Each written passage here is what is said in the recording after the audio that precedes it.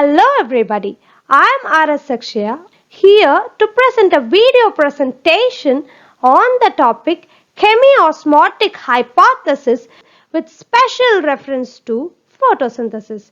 Shall we plunge right into the topic? Yes, let's proceed. Here we have one of the most important processes under plant physiology. It is nothing other than photosynthesis. Now we are going to discuss more points about photosynthesis.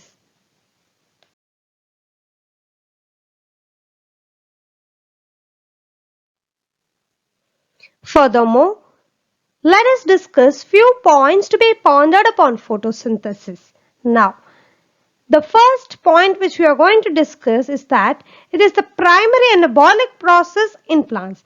Now, what does the term anabolic process mean?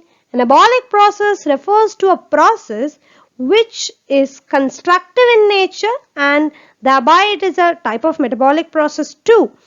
So here we are trying to mean that the process has a function which involves in the synthesis of complex substances from the simpler substances. Such processes are commonly referred as anabolic processes.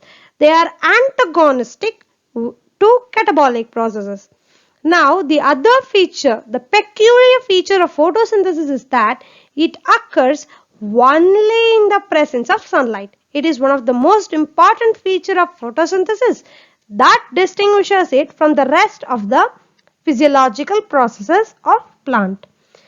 The next feature is that it helps in the synthesis of carbohydrates and the release of oxygen as well as water with the absorption of carbon dioxide and water in presence of chlorophyll and also in presence of sunlight. So here we are discussing about the inputs and the outputs and the required conditions for this process to be carried out successfully. Then we are going to see the stakes or the nature of the process which is contributed by the parts of the whole process. So there are two consecutive stakes that contribute for the completion of this entire process. They are namely light reaction or the photochemical phase and the dark reaction or the biosynthetic phase.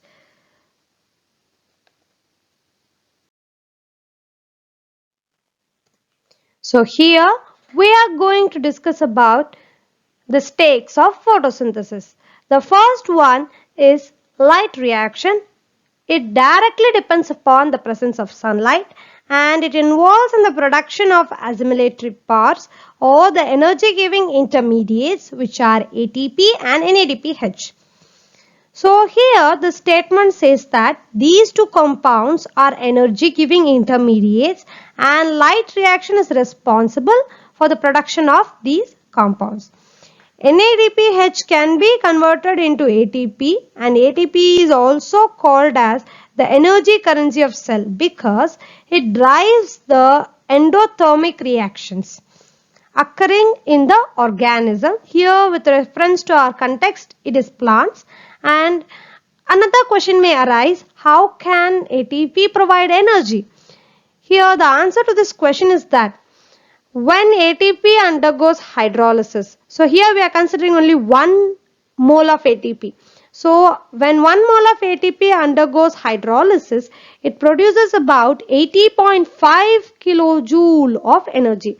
Thereby, these two compounds are truly energy giving intermediates. And then the term assimilatory parts was assigned to these compounds by the scientist Ernon.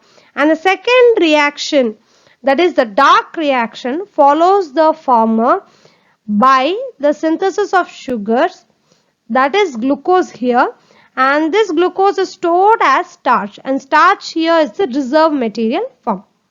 Light reaction provides these energy giving intermediates which in turn are responsible for the occurring or the proceeding of the second stake. Thereby, there is a relationship established between these two stakes.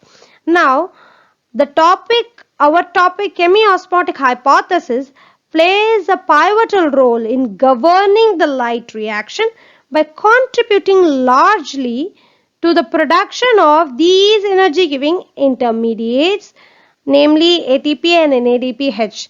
Now let's discuss more about them.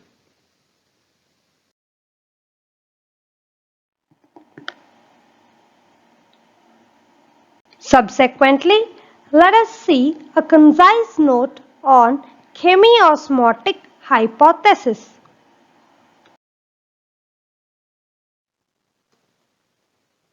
First, let us see the genesis of this theory. This phenomenon was elucidated by the scientist Peter D. Mitchell, FRS. FRS was the title awarded to him. It is Fellow of Royal Society.